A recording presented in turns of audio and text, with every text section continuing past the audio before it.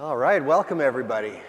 Nice to see a good group considering we just put this time slot on the calendar very recently. So thank you for coming to our session, Synergy 226, reliable high-performance workspace delivery over imperfect network connections. So we're going to go over how Citrix SD-WAN provides that reliability and performance.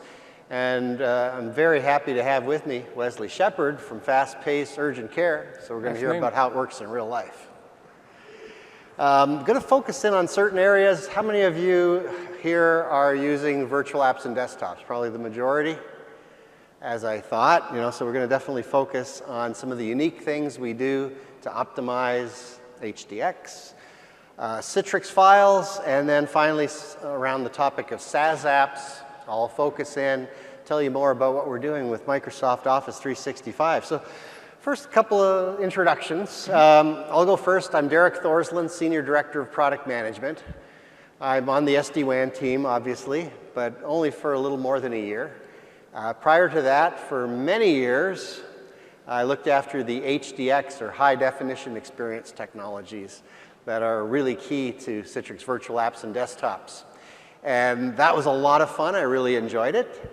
And my passion has always been around user experience, giving users that snappy, interactive experience. And HDX does that. ICA protocol does that by really squeezing everything it can out of the network connection. But the other part of it is having a great network connection, and that's what SD-WAN does. So I'm happy to be leading the SD-WAN integrations across the product line, so how Citrix SD-WAN integrates with Citrix virtual apps and desktops, Citrix managed desktops, Citrix files, and the whole rest of the workspace product line, as well as working with some key industry partners, especially in the cloud space. And my colleague, Wesley. Hey, good afternoon. My name is Wesley Shepard. I'm the Vice President of IT for Fast-Paced Urgent Care. Kind of a visionary, setting processes and procedures to showcase IT as a tool set rather than just a terrible cost of doing business, right? Husband of one, father of three, and really here to kind of help explain how SD-WAN works in the fast-paced world and hopefully give some relevance and some real-world experience. So that'll be great. Thanks, Wesley. So obligatory slide, some hashtags. If you want to tweet about our session, it's SYN226. So I just want to start by commenting on the importance of the network connection. As we heard in the keynote, enterprises today have hundreds of applications. Very few of them really work in a just pure offline mode. It's true, some web apps do have an offline capability. There's limited things you can do when you're offline. But for the most part, it's become more critical than ever for us to be connected. I mean, we go nuts when we're not connected, right? We want to have always on reliable connectivity. It's especially important for certain types of apps. VoIP, unified communications. I mean, have you ever been on a WebEx or a GoToMeeting or similar call, Skype for Business, and the audio dropped out for a little bit? Well, when that happens, I end up just getting all what's not assigned to me. That's what usually happens. It's no fun when those packets fall on the floor, right? So super critical for VoIP and unified communications apps. Virtual apps and desktops, what happens when the network glitches, goes down? You might be able to still read what's on the screen. It might go gray, session reliability feature, right? It goes gray. You can still read it, but you can't interact with it, you can't scroll with it. So, so many apps require that connectivity. It's more important than ever, and that's what Citrix SD-WAN is all about.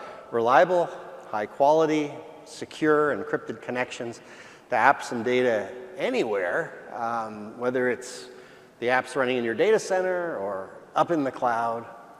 And today, we're all probably going through that transition, so we're in a hybrid multi-cloud environment. So the starting point here is really being able to identify the different types of traffic that your users are involved with. And that's done through a very advanced application control engine that's part of the SD-WAN branch appliance. It's looking at the traffic that's going on, has various different techniques, deep packet inspection and APIs, and so on, to automatically detect, classify, categorize, and accelerate out of the box over 4,500 apps. And you can create definitions for custom apps too. Yeah, all on our own. We did ours for our timekeeping application and then for our EMR application. So to put those ahead of everybody else, because again, patient care, the EMR, most important. Oh, yeah. Second for timekeeping, and then third for voice. So, but you know, the custom one was the EMR. So. Well, that's a mission critical app, and it's really important then to be able to detect the different types of traffic. Why? So that you can do quality of service. You can make sure that critical patient care app always gets the priority when things get congested, when things aren't quite right in your network connections. And so we have deep packet inspection and APIs, so we can do auto QoS out of the box. WAN optimization is available in a premium edition. What does that mean? WAN optimization gives you deduplication of data across user sessions. It looks for repeat data so it doesn't have to be sent again, improves the experience. Proximate DNS, that's just a fancy word for using the DNS server that's close to the office so that you're routing traffic directly to the closest POP. So those are core technologies. Before we get into the case study at fast-paced urgent care, I want to introduce just a couple of basic concepts about SD-WAN. So essentially there's two modes, two flavors in which you can operate an SD-WAN. The simplest is single-ended or asymmetric, as you see on the left. I have my SD-WAN appliance.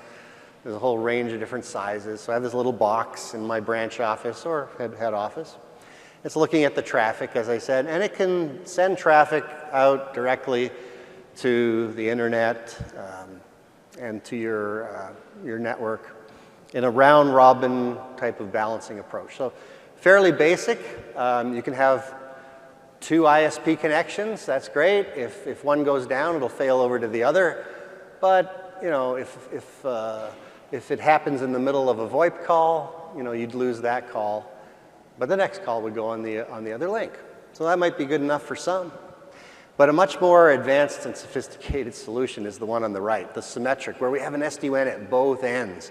In this case, you know, either have it in our data center, or we might have a virtual appliance up in the cloud on Azure or AWS or Google Cloud Platform. And with the bookending, we can do some really advanced things that we'll quickly go through. So how do we do it? Well, the key is having multiple links. You've got different types of links? Yeah, we use the bookend approach specifically because of voice, right? Because again, healthcare, speaking to the patient, very, very high up there. So having to lose that call and reconnect it, that's kind of an embarrassment. Yeah. So, but no, we use the bookended approach with 3 disparate connections like we have up here. So any combination of connections. You want at least a couple of connections. You know, it could be 2 business internet connections. Could be, if you already have MPLS, you might want to keep using it, even though it can be expensive. It could be satellite, could be LTE. But the point is that the SD-WAN can take those physical connections. It can make them appear as one single pipe, a virtual path.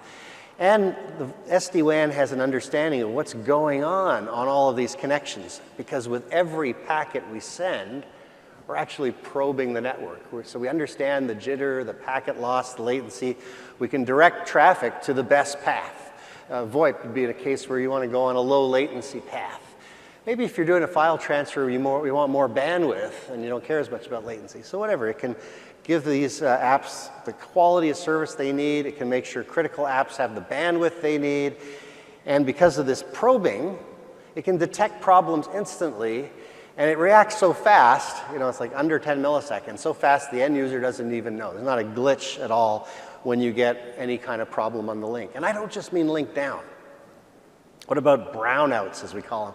You know, sometimes a link will go into a mode where there's an excessive jitter or packet loss, and it'll detect that and will react within just a couple of packets. Yeah, we actually simulated in our, and we'll talk about this a little later, but in our POC, we simulated physical failure and brownouts. And voice quality was never lost at all. We never lost a single call. So, hence we call it seamless failover. So Wesley, tell us a little bit more about what's been going on at Fast Pace and, you know, where you started from, the kind of challenges you faced. Yeah, so fast-paced urgent care, you won't find us in large cities like Atlanta or Nashville. We're typically in rural parts of the country, populations of 20,000 or less. So today we have roughly 88 clinics in 3 contiguous states. We've grown just exponentially. When I started there about 26 months ago, we had 35 clinics, and now we're up to 88. We'll be over 100 by the end of the year.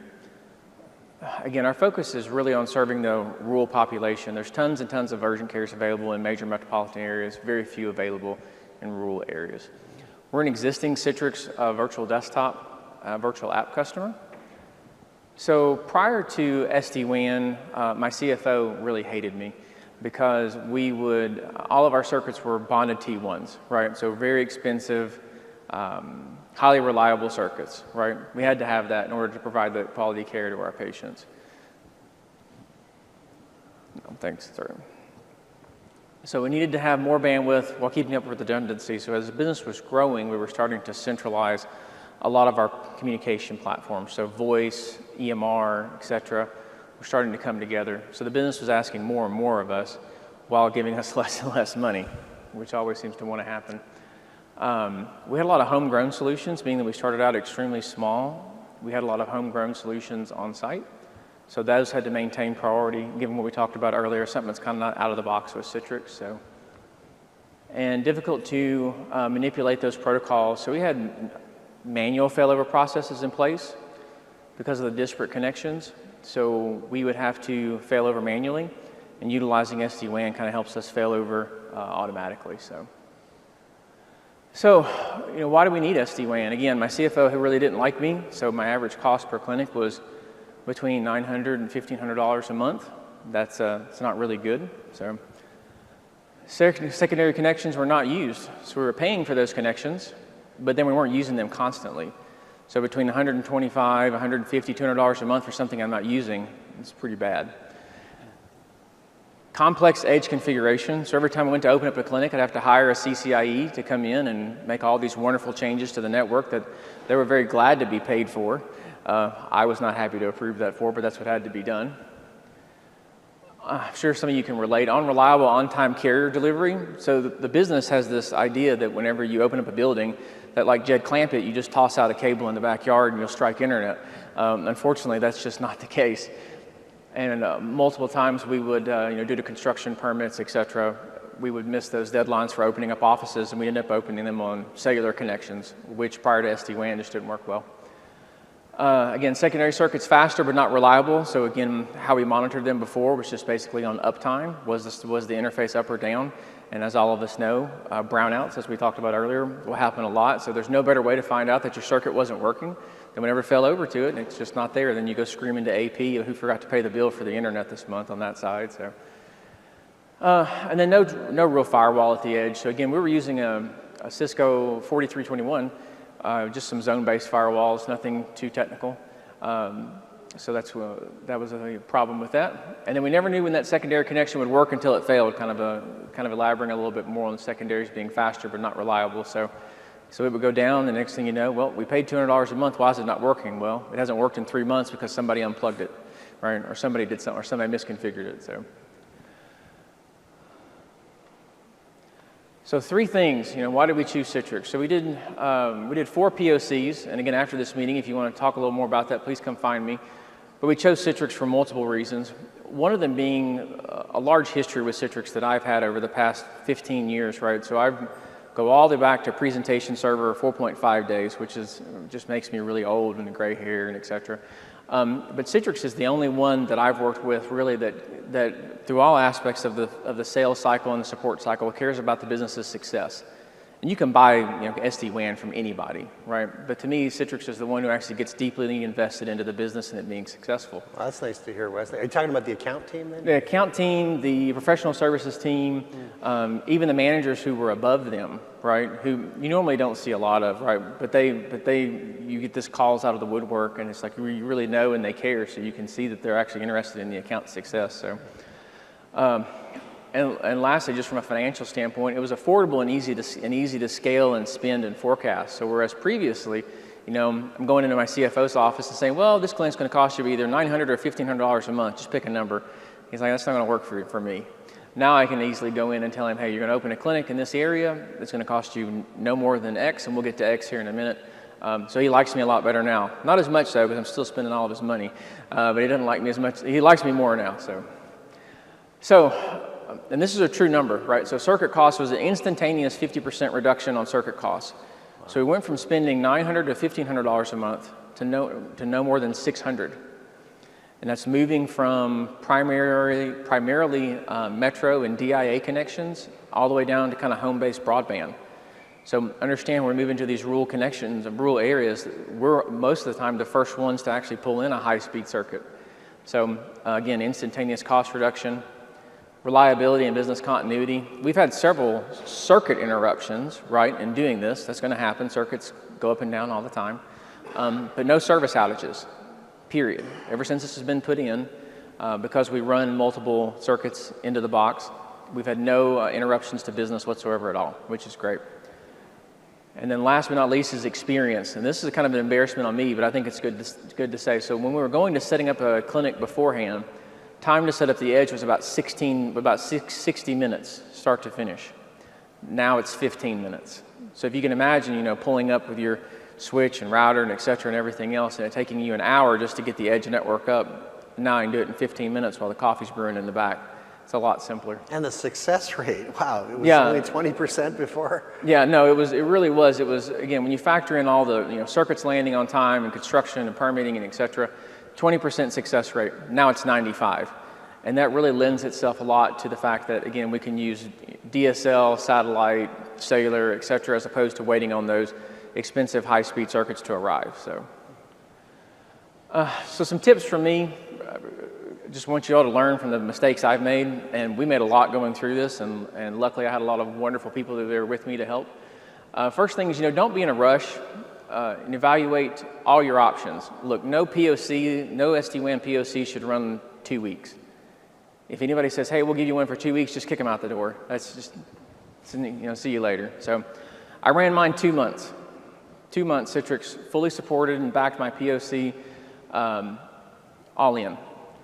Second is your foundation's got to be stable. So again, not to embarrass myself, but when I started, my network was an EIGRP network, which is very, I won't say old school. Most people still know what EIGRP is, still runs legacy Cisco equipment. In order to get ours to run properly, we had to switch over to OSPF. So that was something we didn't know ahead of time. We weren't anticipating that. We thought it would run well over EIGRP, and it didn't. So long and the short, just make sure your foundation's stable.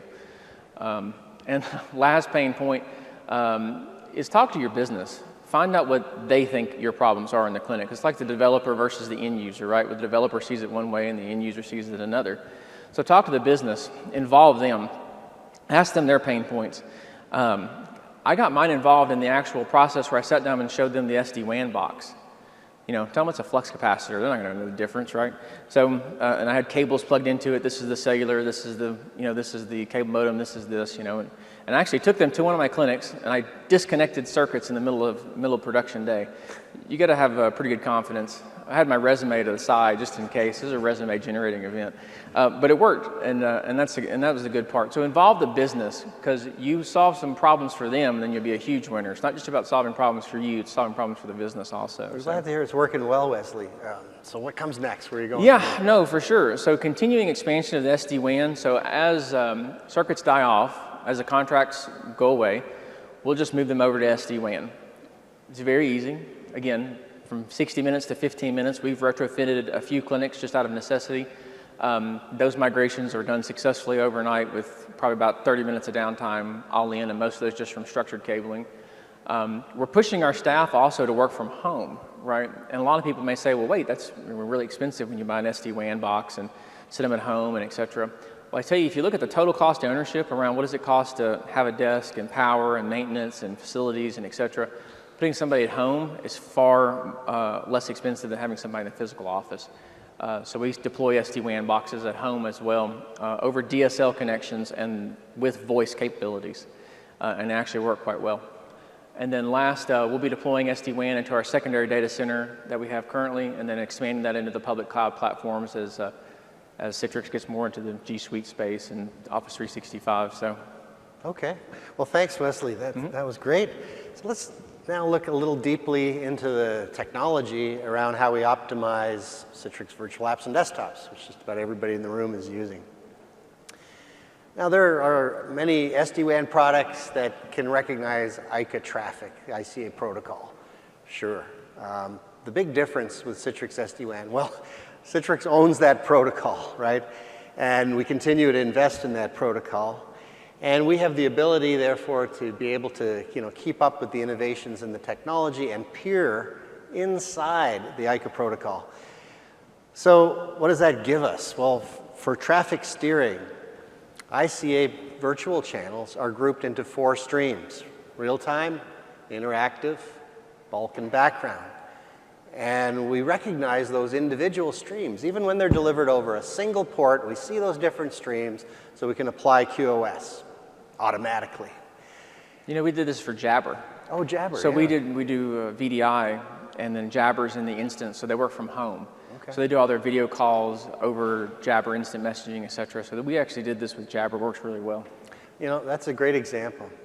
Then with the premium edition of SD-WAN, we can even go a little deeper. We can actually look at the individual virtual channels. There's a lot of them. I just put some examples up there. So we can use that information for reporting purposes and monitoring as well. And so when you think about it, this is really a key advantage of using Citrix SD-WAN with Citrix virtual apps and desktops. Because we keep enhancing HDX, there's more to come, and we're right on top of it with the SD-WAN technology. It would frankly be very risky to rely on a product that did reverse engineering, trying to keep up with these things. So a good example around QoS is what we call auto QoS. Well, what does this mean? Well, the SD-WAN can automatically configure HDX into this multi-stream mode. You don't have to go into a console to do it. SD-WAN talks to HDX, they collaborate, coordinate, put it into multi-stream mode even over a single port, and that allows us to prioritize traffic appropriately. We've been doing this for quite some time in our premium edition SD-WAN. More recently, like a year ago or so, with a standard edition. On standard edition, you do need to be on the current release of CVAD. 7.17 is when this came out. Of course, now we're up to 19.03 and very soon 19.06 coming out. But the 7.15 long-term service release wouldn't support this feature yet. This is a little more recent than that. Yeah, we just finished our 7.18 upgrade. Did you? Yeah, Awesome. and end users actually wondered what happened, what got better, because it was a little poor before that, but quality improved after we upgraded there. So it was real seamless. Only took a couple hours. So. Excellent. Another important point is you don't want one user in the branch office or clinic to impact the experience of the other users. You don't want somebody who's doing a massive file transfer or a great big print job to degrade someone's interactive experience. You always want to make sure that interactive class of traffic is getting priority. And so there again, this is where Citrix SD-WAN really shines because it offers fairness across sessions at the traffic class level. Now, what about those of you who might be putting your VDAs into the cloud? Is anybody doing that yet, running the VDA up in the cloud? Nobody yet. So, okay, we got one anyway, at least in the audience. And this is something I know you're all thinking about because people are starting to look at offloading things from their own data center, starting with maybe the maybe Citrix Cloud, the CVAD service, so that you get some of your infrastructure components up in the cloud. But moving to the point where the virtual apps and desktops actually run in the cloud. And so how does Citrix SD-WAN add value there? Starting point would be to put our virtual appliance, we call it the VPX, up there in the cloud. The VPX is available for Azure, AWS, and now Google Cloud Platform as well. With Azure, I can mention we've actually done some very sophisticated automation to make it really easy to configure. And it doesn't take much to guess that that's going to follow through on the others as well. So once I have my VPX in the cloud, one of the main advantages I'm going to have is I'm going to get all that SD-WAN goodness in terms of reliability and performance when my virtualized apps need to talk to something back in my data center, whether it's the back end of a client server app, or it's a file server, or maybe it's Active Directory. So that's the first piece of goodness. Second piece of goodness will be that my VPX there in the cloud will handle the traffic that's going off to the internet. It'll do steering. It'll use its firewall to protect you against certain things, give you reporting and monitoring. Now today, if I use the gateway service, today all traffic goes through the gateway service. That'll be changing in the future so that you can have branch office traffic go straight into the VPX and get all that goodness there on HDX. The next area is video on demand. HDX has technology to redirect video to the user device. If you think about it, there's a couple of really powerful reasons why we do that with HDX. One is, video is very CPU intensive. So you can imagine if we ran it all on the server, you wouldn't get very high scalability. The second is user experience. Well, so that means that the user devices in the branch now have the ability to fetch video content directly from sites like YouTube and Vimeo and so on. Just for adding on that, we do this at fast pace because we have a guest Wi-Fi, so we offer our patients the ability to be able to sit down and use their own devices. And prior to putting in SD-WAN, we would receive phone calls when someone would stream the latest whatever from Netflix or Hulu or et cetera, or YouTube. It would slow the network down because, again, everything would have to backhaul to the data center and then out. And now we give them about 5 to 10% of the overall network just for guest Wi-Fi. And then that throws them out the local internet source there, which has dropped the reliance on that. So that's a perfect use case. That's beautiful. And then this morning, you learned about the announcement of the HDX optimization for Microsoft Teams. And just like we did in the past for Skype for Business, we have the ability to redirect the Teams traffic so that instead of putting it on your server where the VDA is, you're running it on the user device. So it's happening locally in the office, and the SD-WAN, through API integration with Microsoft, is able to identify, classify, steer that traffic, use proximate DNS. A little bit more on that in another slide. But all of these advantages come when you use SD-WAN with CVAD. So you're getting that reliability, performance, security, et cetera. You also get advantages if you're using Citrix files, formerly known as ShareFile. Do we have anyone in the audience that uses ShareFile today? Oh, quite a few. Yeah. Think you use it at fast pace? Yeah, we use it for external communication at the moment. We're still getting stood up on ShareFile, so we use it in order to communicate secure information externally right now. So. Okay. So where do the advantages come in here? Well, imagine, like in my case, I edit some very large PowerPoint files. They'll sometimes have videos in them and so on.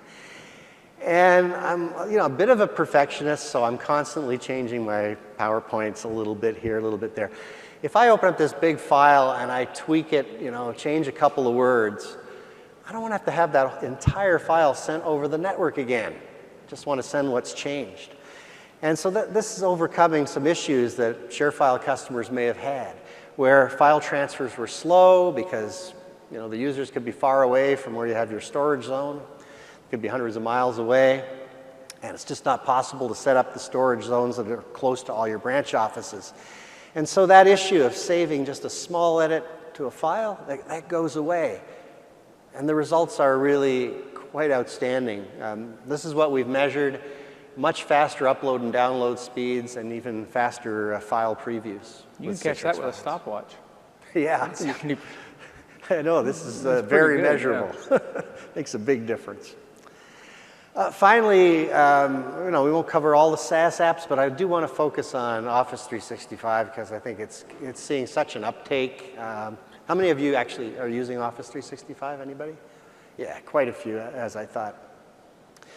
Office 365 is great, right? But, as highlighted in this slide that was presented at the Microsoft Ignite conference September last year, there's a lot of customers and users who just aren't seeing that great experience, and it's not the fault of Office 365.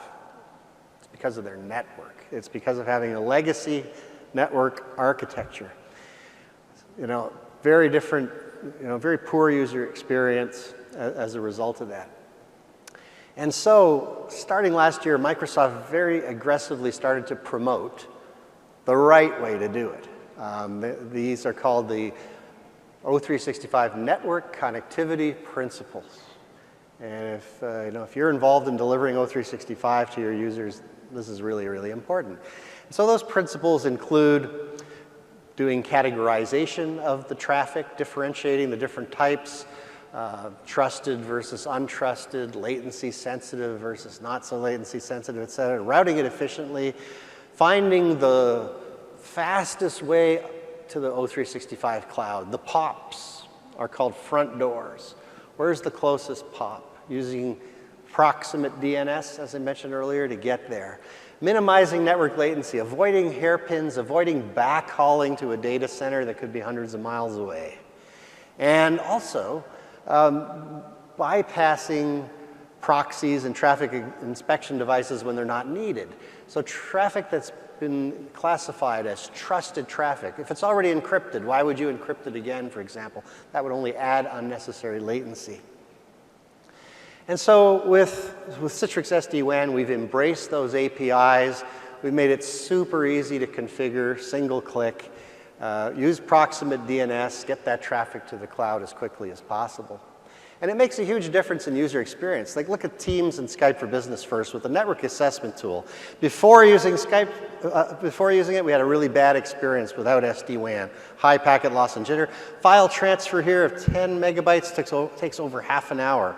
What does it say? 36 minutes left. Typing each character in the search field in Outlook should be instantaneous, but it's slow. It's really a dreadful experience without SD-WAN. Let's do it again. Help desk right there. So. Let's run it with SD-WAN. And we'll run that network assessment tool again. And what happens? Well, we're using proximate DNS. Our latency's down to 11 milliseconds or maybe 13 milliseconds, somewhere in that range. Our jitter is really low. Our packet loss is really low. We've got a great experience now with VoIP and video. What about that file that took over half an hour to download? Now it's 3 minutes. What about typing in the search field in Outlook? Every character I type, it's responding very quickly. It's a delightful experience. When we look at the overall numbers, well, we saw them already in the keynote. I guess my thunder has been stolen by PJ. But took it all away from you. But some really dramatic improvements there. And when we virtualize Office 365, and we're running those apps like OneDrive, Teams, SharePoint, et cetera, we're running those apps now either in the data center or in future, for some of you, in the cloud as you move your VDAs there. We have that HDX Insight that helps us, or that ability to peer into HDX that helps us prioritize the different types of traffic. We have that redirection of Teams multimedia to the user device in the branch office. We can egress directly to the front door. In the simplest form, back to an early slide, the simplest form is asymmetric, single-ended. You know, if a call gets interrupted because of a link going down, well, you lose that call, but the next one gets delivered over the other link. Or we can do even better than that. We can do the bookended solution. And then we really get some dramatic improvements. We actually see MOS scores, which are the measurement of audio quality, jumping up from the 1 to 3 range to the 4+ range. And that's thanks to some pretty sophisticated technologies like the link bonding, the instantaneous failover. And in fact, we can even optionally duplicate audio packets over 2 links at the same time in a packet race. Whichever packet gets to the other end first is the one we use, which reduces latency and jitter and just gives a great experience. So, bottom line, hope you're convinced. You can ask us some questions if you need to know more, but bottom line is we've designed Citrix SD-WAN to really be the best solution for delivering a workspace. Certainly for Citrix virtual apps and desktops, but also for SaaS apps and for Citrix files and for other workloads and resources hosted in the cloud. The bottom line is it's lower cost. It really is. I didn't believe it going into this. I mean, I tell you, salespeople tell you anything to get you in the door, even buy you breakfast. But I had no thoughts that it could really drop things down to 50% like it did, and it truly did. better end-user experience, and then as IT allows to become more reactive, more sleep at night for IT people is never a bad thing, right? But no, it really is a win-win for everybody. There you go. Perfect. So we wanted to save some time, and our timing is perfect. We wanted to leave about 10 minutes for questions. If you get in really technical, I even have my technical product manager with me. I think he's hiding though, at the back of the room. Come on up here. But please step up to the microphone and feel free to ask us questions. If we can answer them, we will. If we can't, we'll make something up. Well, yeah, we'll make up something. Any questions? Comments? No. Any sarcastic remarks? It was all We'll take those. clear as mud. Perfect. Like, if there are no questions, I just want to mention, please provide some feedback on the session using the app. In fact, you get some points for doing that, so that's great. And I also want to mention that the slides, and in fact, I'll even add a few more in for those who want some more technical details. Those slides will all be put onto a website where you can download them starting on Monday, June the 3rd. Then there's a whole bunch of other sessions that you should take note of that are in your app that will teach you more about SD-WAN and that will give you more real-world examples of how it's being used in different industries. And then finally, when you have time, please be sure to take a look at techzone.citrix.com. So thank you very much for joining us today. Thank you.